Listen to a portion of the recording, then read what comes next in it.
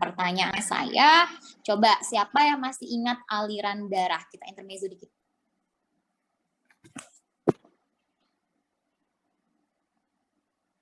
Kenapa? Kalau misalnya kalian paham tentang aliran darah ini, maka kalian akan paham tentang gejala-gejala yang nanti akan saya sebutkan tentang gagal jantung. Atau mungkin kalian kenal ada keluarga yang mengalami gagal jantung, itu kemungkinan gejala-gejalanya itu ada bla bla bla disebabkan karena apa? Yaitu tadi kalian harus hafal aliran darah dulu. Ada yang ingat nggak aliran darah itu apa aja? Dari mana ke mana, menuju ke mana, melalui apa?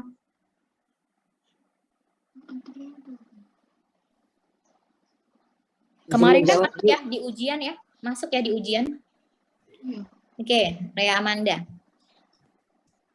Yang atrium kanan kiri itu, Bu ya? Oke, saya tanya dulu nih.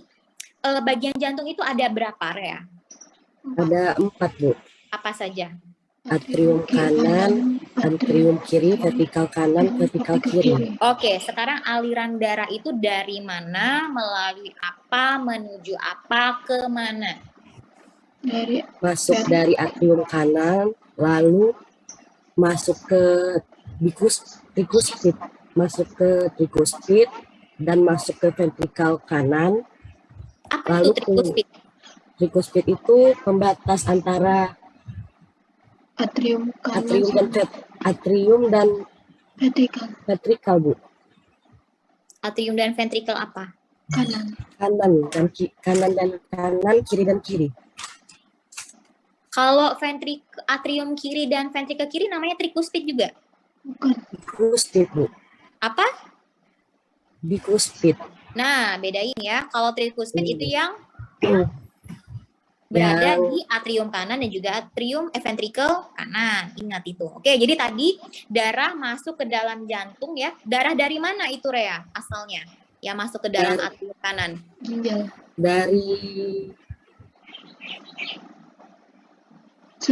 darah yang berasal dari mana? Jantung. Loh, kan ini mau masuk ke jantung. Masa dari jantung masuk ke jantung? Paru-paru. No. Ada yang bisa bantu? Patelium kanan enggak, Bu? Apa, Ramadan? Patelium kanan bukan, Bu?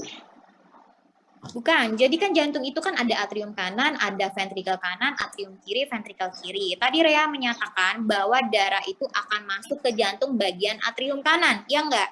Nah, sebelum ke atrium kanan, darah itu berasal dari mana? Dari mana dia? Izin menjawab, Bu. Torira. Tubuh bukan, Bu.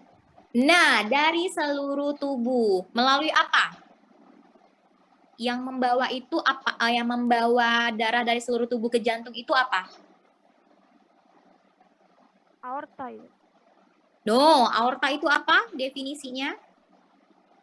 Pembuluh darah yang membawa darah dari jantung ke seluruh tubuh, tapi yang versi arteri besar, Ibu.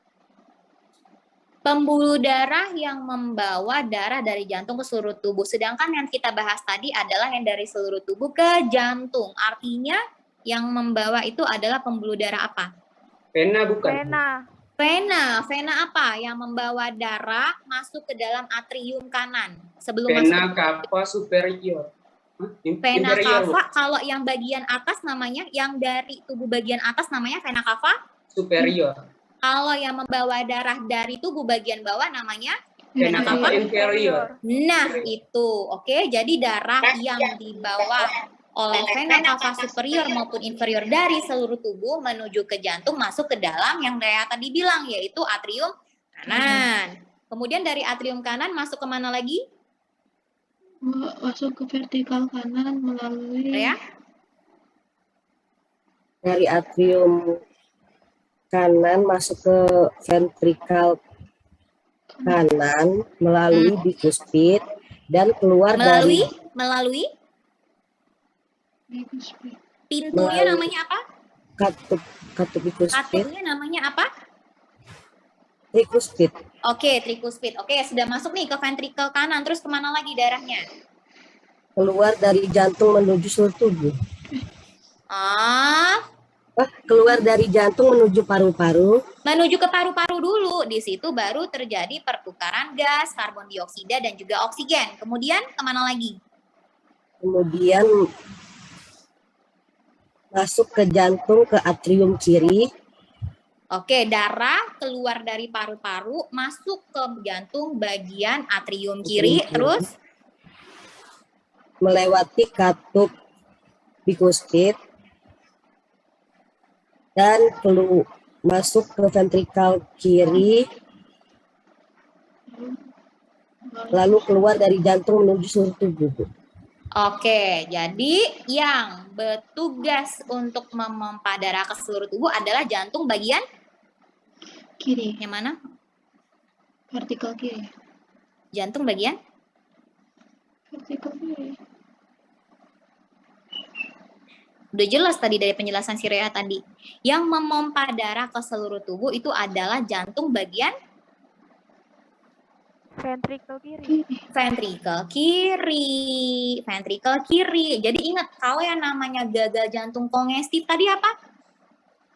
Gagal jantung kongestif adalah kelainan jantung di mana jantung Tidak dapat memompa darah.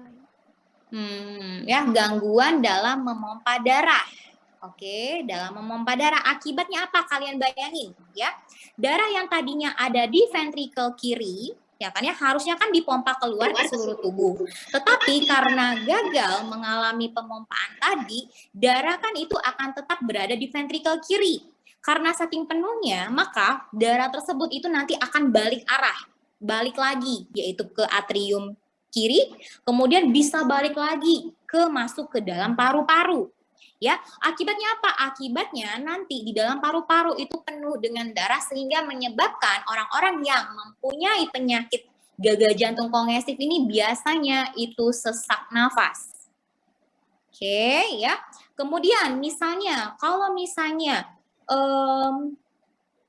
gagal jantung kongestifnya itu terjadi pada jantung kiri ya, lama-kelamaan apabila tidak ditangani itu dapat menyebabkan gagal jantung sebelah kanan juga. Oke, akibatnya apa? Kalau terjadi gagal jantung sebelah kanan, kalian ingat tadi bahwa jantung sebelah kanan itu kan ada atrium kanan dan juga ventrikel kanan ya. Artinya nanti darah itu tidak bisa mengalir atau ada gangguan di bagian ventrikel kanan dan juga atrium kanan. Akibatnya apa? Darah itu akan balik lagi masuk ke dalam vena cava inferior maupun superior ya, misalnya ke inferior nih. Nah, nanti darah akan menuju ke bagian bawah sehingga bagian yang dituju misalnya di bagian kaki ya, maka kan darah akan menumpuk tuh di sana. Nah, biasanya orang dengan kelainan jantungnya, tepatnya itu gagal jantung tadi, itu dapat menyebabkan edem pada bagian kakinya. Edem itu artinya bengkak ya, dimana kalau misalnya kalian tekan bagian kaki, bagian apa ya? Punggung kaki, tahu nggak kalian punggung kaki sama telapak kaki bedanya apa? Punggung kaki sama telapak kaki. Kalau punggung kaki itu yang bagian atasnya, kalau yang telapak kaki bagian bawah yang nginjek. Oke, nah yang bagian punggung kaki itu kalau misalnya kalian tekan, itu nanti dia kalau kulit kita tekan kan dia langsung ini ya, langsung jadi normal ya, normalnya, ya kan?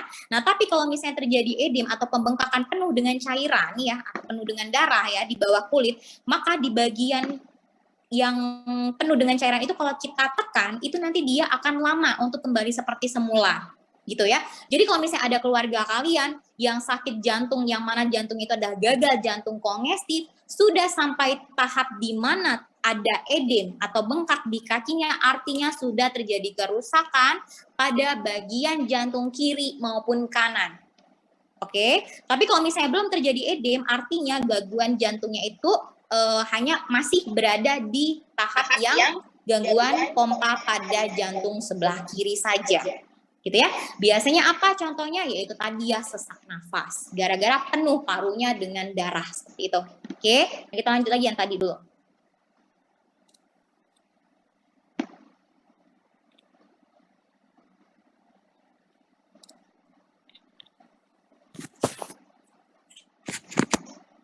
Oke ya. Kelihatan belum PowerPoint? Belum, Bu. Sudah? Belum, Bu.